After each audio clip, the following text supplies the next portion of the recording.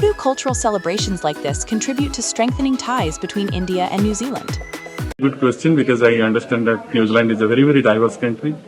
In Auckland city itself, people tell me more than 160 countries have people here who have adopted the Kiwi citizenship and the Kiwi way of life actually. And it is very, very important that India being a diverse country, that we have to show our culture and show our arts and culture to different people in outside India, that is mostly New Zealand.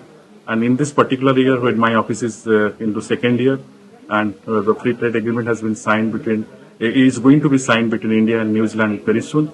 And it's the right time how we can, through culture, we can bring our Kiwi friends and other friends to understand India in much better. And Odisha is one part of that component. We'll be doing many more events like this actually on different states of India to connect to our Kiwi friends, Maori friends, and to other friends also. Thank you.